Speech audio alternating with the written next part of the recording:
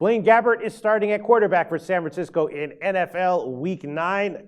Colin Kaepernick benched, and San Francisco is a 7-point home underdog against Atlanta. We will talk with Joe Duffy from OffshoreInsiders.com to see if we can take advantage of this, finding possible betting value with these lines. I'm Peter Loshak. You're watching SBR Videos. Joe Duffy, chinks are showing in the armor of Atlanta week in and week out. They look like they're pretty fundamental.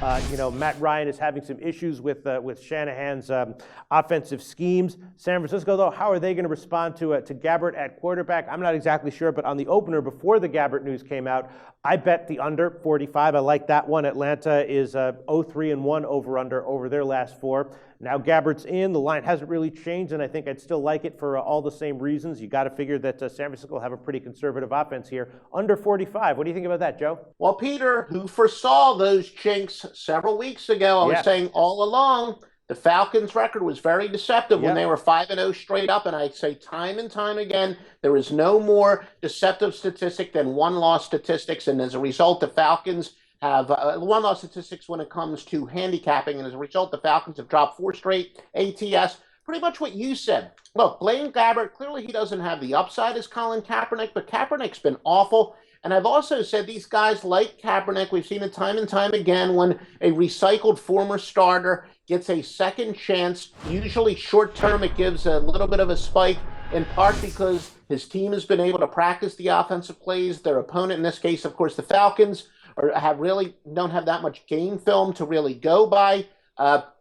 Atlanta playing poorly off a deflating loss now, of course, travels all the way across the country. The odds makers overreacted. I think that San Francisco is a nice value here. They're getting 7. So, what do you think? Do you think that San Francisco's offense is going to be lively with Gabbert in there, or do you think they're going to cover because their defense is going to hold Atlanta down? We're going to see a very low-scoring game. A little bit. I do think, like I said, A, the Falcons are still a little bit overvalued, and now they're clearly descending. B, they have that tough travel. And C, I expect for Kaepernick to at least give for the Kaepernick benching to at least give San Francisco's offense a little bit of a boost. Change for change, it rarely works long-term, but it does have a boost short-term.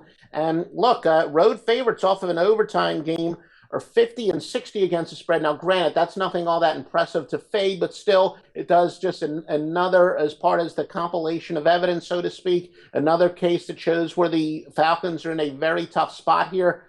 Scheduling, the short-term spike that I expect San Francisco to get, and the fact that I said that, I don't think the odds makers have caught up to the Falcons yet. That all points towards the home dog. All right, and I'm on the under. You think that's okay, or you think I should pull that bet? I don't know if I would necessarily pull it because, again, Atlanta, they have a pretty solid running game. Their defense, I know, was kind of called out this week, so I think they're going to get a little bit motivated. They were, I guess, a reporter had said that that San Francisco was going to make the change earlier, but they waited to go up against the Falcons' weak defense. And the Falcons have used that as a rallying cry on their defense. So I would say the under might be a decent play. All right, you're going to go official with San Francisco plus 7?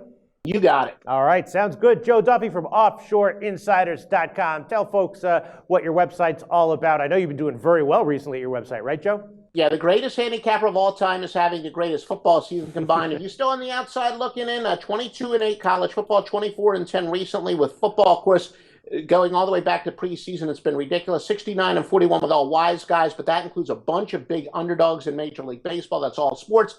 Visit OffshoreInsiders.com. Already a spectacular weekend up. All the details at OffshoreInsiders.com. Thanks so much. Joe Duffy, OffshoreInsiders.com.